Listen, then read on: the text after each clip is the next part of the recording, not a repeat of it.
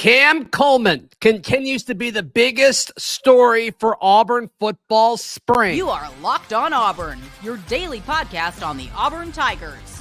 Part of the Locked On Podcast Network, your team every day. Yes, welcome on into Locked On Auburn, your daily Auburn Tigers podcast. I'm your host, Zach Blackerby, and thank you so much for making Locked On Auburn your first listen every single day. Joining us for this Charlie Tuesday is the Auburn message board legend and the host of the Button Podcast, the Charlie5. We'll talk about concerns with this roster now that we're a good ways through spring, including, through another scrimmage that happened this Saturday. We'll recap that, of course. And then Auburn has added a new 2025 offensive lineman. What does that mean for the class? But first things first, Charlie5, as you and I both talked to separate people that were able to be at the scrimmage this past Saturday, it seems like for folks that were kind of seeing Auburn's, the 2024 version of this Auburn football team for the first time, the takeaway was, wow, Cam Coleman is different, which lines up with what everybody who has seen Cam Coleman, they're all saying the same thing, is like, this guy is different. And that narrative isn't going away. It's not. It's every single practice. You seem like you hear something different about Cam Coleman. Like, I got a text that said that defense won the day, but Cam Coleman still had some big plays. Like, the offense still had some big explosive plays. Cam Coleman looks great. I mean, it just seems like it's a consistent deal. Like, maybe Auburn's actually going to have a real go-to guy at wide receiver. And it's amazing that he's been able to do this so quickly. I mean, this is not the end of spring. We're just halfway through, and he's already there. It's pretty wild and exciting at the same time. Yeah, he apparently was throwing a ball that was behind him by Peyton Thorne, and apparently he was able to contort his body and kind of throw his hand back there and have a one-handed catch behind him. I got that text while it was going on. Also got one that he was the first one to catch a touchdown pass. I assume that was from Thorne. I'm not reporting that. I'm not sure, but he caught a touchdown pass as well. And it just sounds like he's running with the ones now. There had been talks of he was kind of rotating with the twos and then into the ones. Sounds like he was with the first group offense that took the field. Yeah. And so that's kind of expected, but it's nice to kind of see those wheels in motion now. Oh, for sure. For sure. The common thread is Cam catches a touchdown pass, and it seems like it's from Peyton Thorne. In every single 11-on-11 or 7-on-7 deal they do, it seems like you hear Cam caught the first touchdown, Cam caught the second touchdown, Cam catches a touchdown. It just is. It's like a repeating theme, and it's just every single update you get is another, I guess, superlative describing something that Cam did at practice.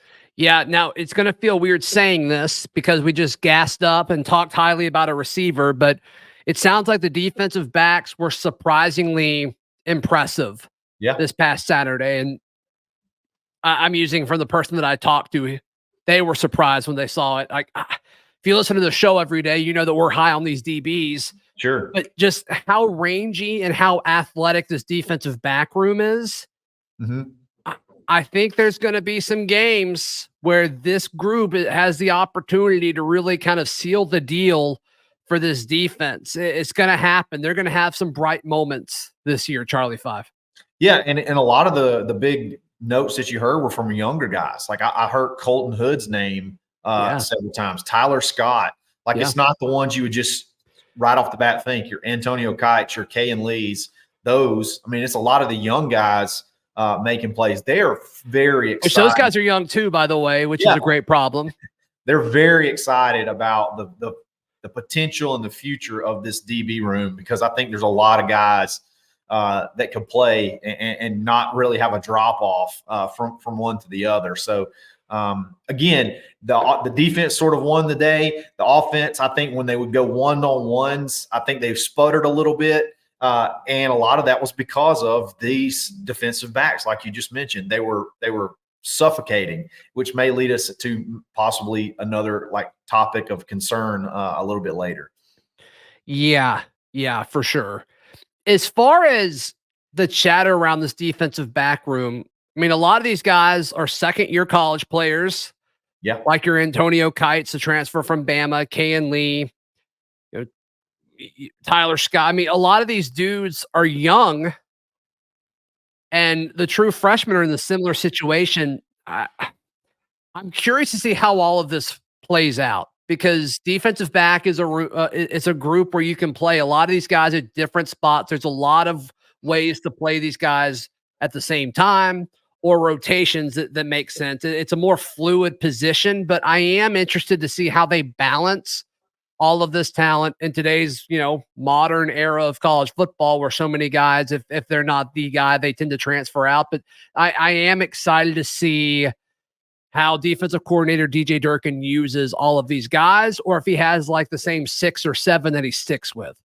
Yeah. And what is a pro can also be a con in today's college football, because there's not 2 or 3 years separating these guys. Like, you're literally like a lot of them are second-year players, like you said, but if anything, there's 1 year separating a lot of people. So will they be willing to sit multiple years? Will they be able to get a rotation going to get multiple people playing? A pro can, possibly turn into a con after spring, or maybe in the winter portal session. So, but right now it is fun to hear a lot of hits. I like hearing when you evaluate a guy and they seem to hit, they seem to be playing really well. I like the potential of this DB group.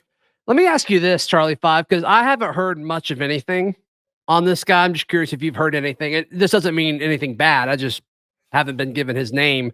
But Laquan Robinson, the top JUCO DB, was a part of this class. We kind of all penciled him in to be a starter, at least in that rotation. But that's just not a guy I've heard his name a ton. Have you heard his name? I'm going to be honest. I almost forgot about it because there's been no real talk. Now, I don't know if that's necessarily by design. I don't know if it's because I have no info whatsoever on that, but you're absolutely right. And I hadn't thought about it until you just asked it. He has not really been a part of the mix as far as the conversation goes. It's your Sylvester Smiths. It's your Jaron Thompsons. It's those young guys that you hear at the safety position making plays and things like that. I honestly had not even thought about that, but you're right. Yeah, and it's Freeze throwing these guys' names out there to some extent, right? I mean, we're talking to folks at practice, but he's publicly talking up, Thompson, and he gave Caleb Harris some love the other day. But yeah, Quan Robinson hasn't been a game that I've heard a lot about. Once again, that doesn't mean anything. It doesn't mean he's underperforming or anything like that. But I am surprised that we haven't heard his name more. Yeah, you were kind of thinking he'd be in the starting rotation, like you were almost like you were depending on him to be able to be in the starting rotation. Which it's a good thing that it seems like they're okay with other options. I mean, depth is a great thing, especially in the defensive back room, like we just said. But yeah, a lot of people kind of predicted him and Jaron Thompson to be the starters. I think I predicted him to be the third safety behind Sylvester Smith. But I think Smith has been playing a little bit of nickel as well. So we'll see how all of that. We'll see how all that plays out. But yeah, good situation in the defensive backfield, which is great. This is also everything they lost. This is also a great note, great storyline. Feel like we've really dodged a lot of the injury bugs. I mean, I feel why would you say that? Why would you? Did you just jinx them? I possibly just jinxed it, but like you do. You always have like little. I'm sure there's like the little nagging stuff, like dinged ups type stuff. But for the most part, it feels like we've had a pretty healthy spring so far, and I hope I didn't jinx it. Yeah, I hope you didn't either. They'll never let me live that down. Yeah, and there's been a few like yellow jerseys, but yeah, I mean they're still out running. I mean, surely if it was an issue, they wouldn't be out there at all. So yeah, good point. Good point by you for sure. All right, there still are some concerns at this point of spring with the current status of Auburn football's roster. We'll discuss what we're thinking in that regard in just a moment, right here on Locked On Auburn. Today's show is brought to you by our friends at FanDuel. Charlie5, can you imagine placing a wager using any other service other than FanDuel? I cannot. Even if you picked, you locked in that Auburn to win the final or win the national championship in basketball odds on FanDuel, wouldn't do it. It's not FanDuel's fault. It's not FanDuel's fault. I think their odds were great. Yeah, they were fantastic. They did make it easy. Say goodbye to busted brackets. You know why? Why is that? FanDuel. You can bet on any game you want. Any prop, any line. Futures are still there. You got a 1 in 16 chance now, baby. You might as well rock and roll. But seriously, FanDuel, you can keep on dancing with America's #1 sportsbook right now. New customers can get $200 in bonus bets if your first $5 bet wins. That's $200 to use on point spreads, money lines. You can even pick who's going to win it all. Who's going to win it all now? Charlie5, just real quick. Hard to think UConn. It's not going to be UConn. All right, I'm going with Houston. Going with the Cougs. Just visit FanDuel.com/lockedon and bet college hoops until they cut down the nets. Today's show also brought to you by our friends at eBay Motors. Charlie5, list all the other places you would buy any kind of part for your car, truck, or SUV. Okay, give me a second. Nowhere. How about that list? Yeah, I can't imagine. If somebody gave me a part and said, hey, this is from other company, I would throw it on the ground. Get that out of my face. It's like, this isn't going to help me. If it's not from eBay Motors, I don't want to put it in my car. That's just how I am. Nope. Guess how many parts they have available for you at eBay Motors? Millions. 122 million. 122 million. Right. Yeah, millions. Where do you even put those? Not my problem. No. They figured out where to put them all, though, which is great. So the facility must be outrageous. Surely. But I would expect nothing less from eBay Motors. No. So they're also okay. All right. With all the parts you need, the prices you want, it's easy to turn your car into the MVP and bring home that win. Keep your ride or die alive at ebaymotors.com. Eligible items only. Exclusions apply. eBay guaranteed fit only available to U.S. customers. There are still concerns about this roster. We feel better about, obviously, wide receiver 1 with Cam Coleman. We feel good about the defensive backs. The depth seems to be aplenty back there. But there are still some concerns, still some questions about this roster. And I want to start with inconsistencies at quarterback play. I mean, it still seems like, okay, Cam Coleman's having these, but it seems like every 4 or 5 notes that you're given, there's a caveat of like, yeah, to make this ridiculous catch or whatever, which is great that you've got the dude who's able to do that and kind of help out his quarterback. Cause I don't know if that's really been on the roster over the last few years. So that's good, but it still seems like there's inconsistencies at the quarterback position. And that's just obviously something that we're going to have to follow moving forward. Yeah. Again, though, we don't know all the context around those plays. Like the behind the back one-handed catch, like, was that a back shoulder? Like what, like we don't know all the details about it, but you're right. You're hearing when you go one-on-one, we still sputter a little bit. When we go ones-on-ones, we still sputter a little bit on offense. So is that 100% on quarterback play? Is it other players outside of Cam Coleman? I agree. We're just going to have to see how this thing plays out. And then do you end up going into the portal if you feel like you don't have the solution at the end of spring? I don't know, but it's something to watch for sure. You think there's any chance they go into the portal for quarterback after spring? It would have to be. I feel like we would have already kind of caught those vibes. Like we would already felt like it would be heading in that direction. And I don't necessarily feel those right now. Yeah, I think the most likely scenario is if a backup were to leave, like if a Holden Gurner were to leave, like I think they might go get another body. But I mean, I'm with you. I think we would kind of have that feeling already. Other concerns on the roster in your mind?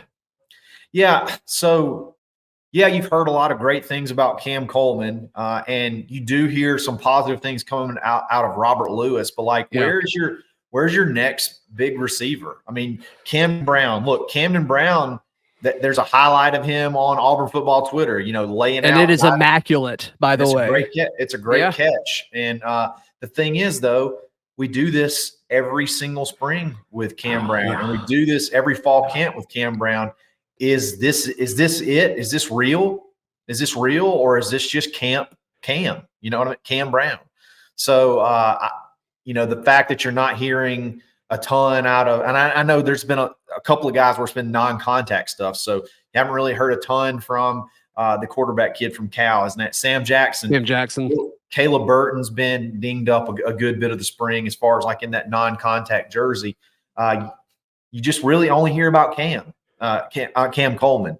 And then you do hear a few positive things about Camden Brown, but we do that every single year, it seems like. So I don't know. Or I think you might still go see if you can find somebody in the portal, if you can get a really good eval or somebody pop in there that you think can be explosive, add to this room. And then obviously you still got some guys that haven't reported to campus yet, but you really want to depend on that 100%, coming in the summer and getting started. I don't know.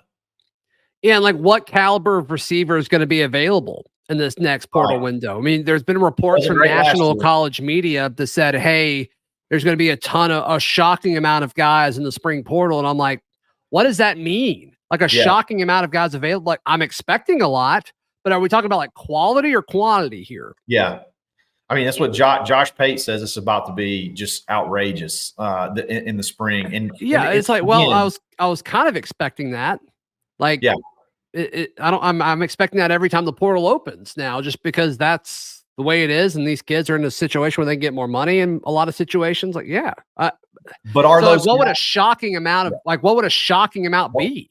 What about it would be shocking in general? Like, is it going to be the starting receivers from a bunch of different teams or players going into the portal? I don't think so. Well, there were like 4 people that reported that on the same day. And it's like, did everybody learn of like 1 or 2 guys that are going that are going to be a big deal, or what? It was just kind of weird how coordinated that felt. It did feel coordinated.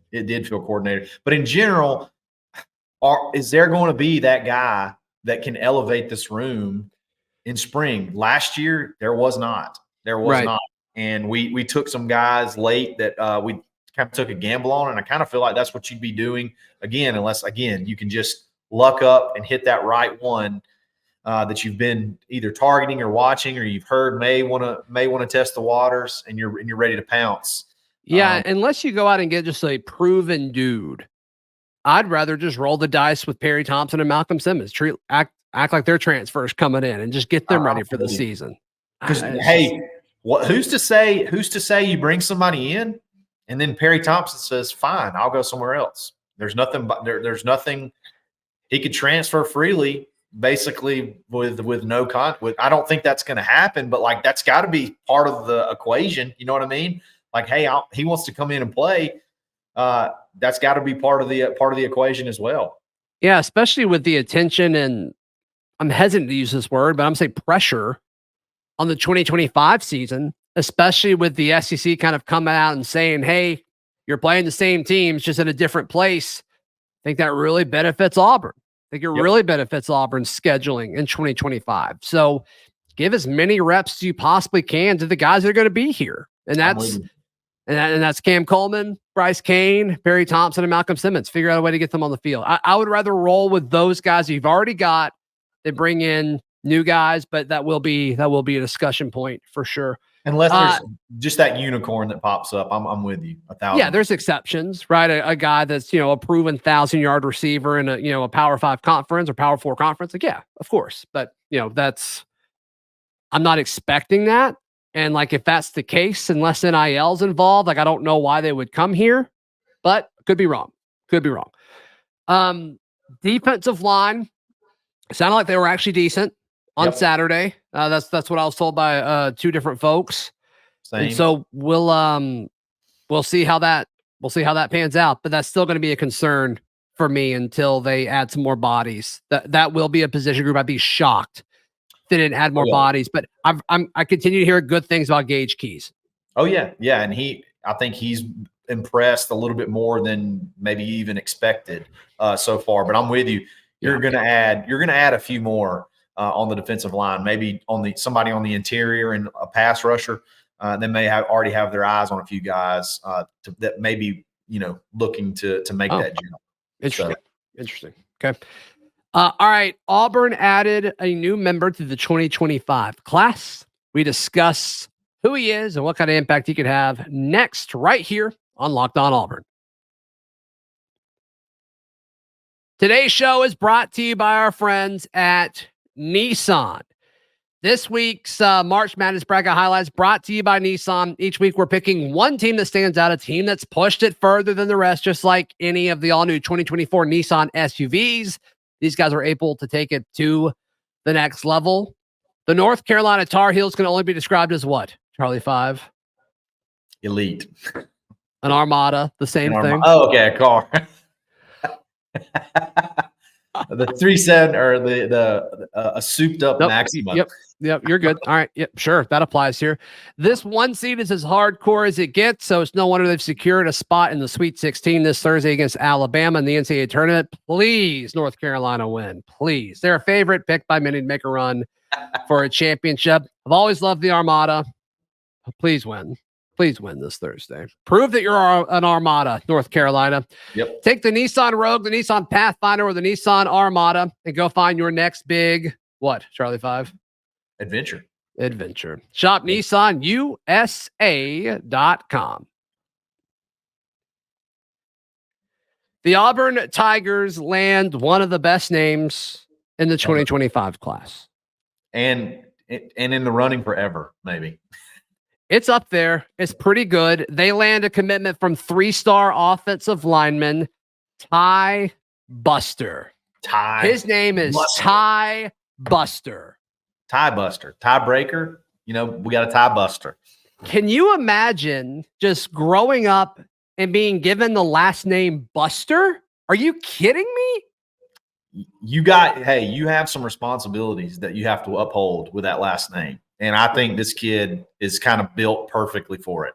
He is going to be a buster. 6'5", 260. Yeah. Projects to be an interior offensive lineman at the next level. And his last name is Buster. I love it. Sold. I absolutely love it. No, look, I know some people are going to scoff. Oh, 3-star, blah, blah, blah, whatever.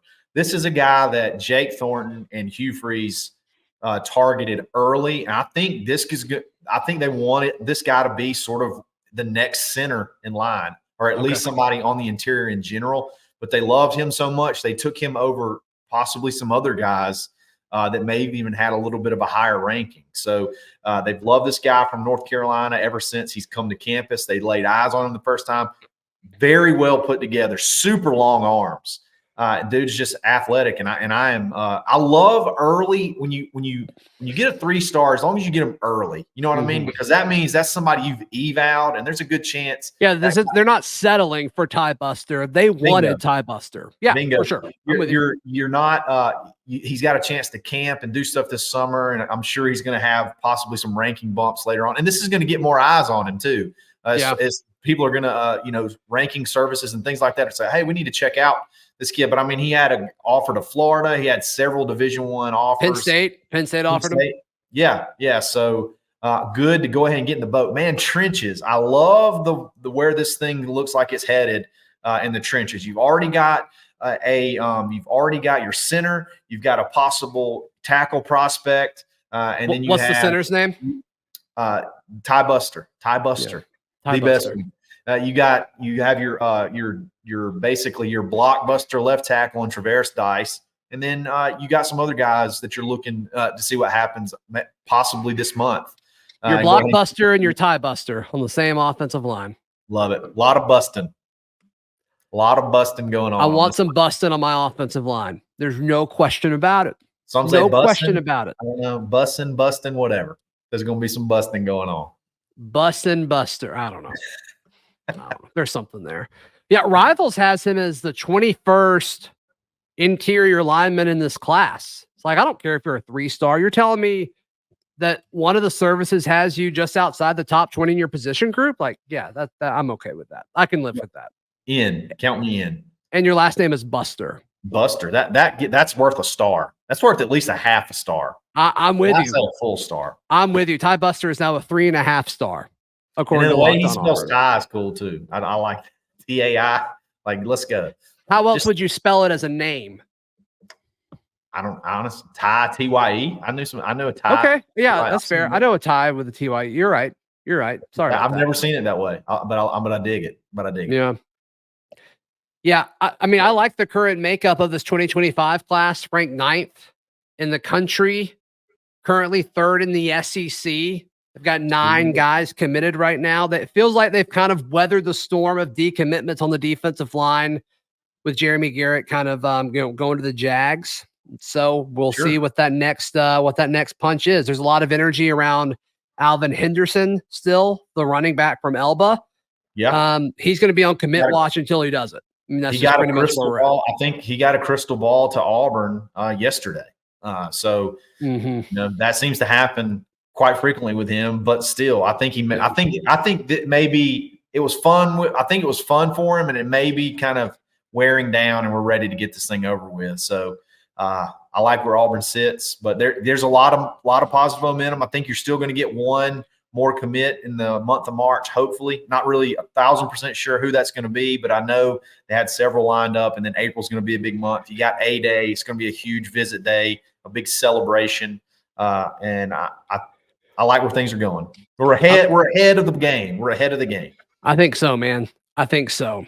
So we'll see how the class rounds out. And that defensive line class is still good. It's still good. And I think some of these recruitment battles are far from over. So for sure. Totally. We'll see what happens. So Charlie5, how can people check out everything you've got going on? Absolutely. Find me on Twitter, _Charlie_5, Tuesdays and Thursdays on the Top Button Podcast or in the Locked On Auburn Discord every single day. Yep. And please like the video. Please subscribe, and we will see you tomorrow. This has been Locked On Auburn.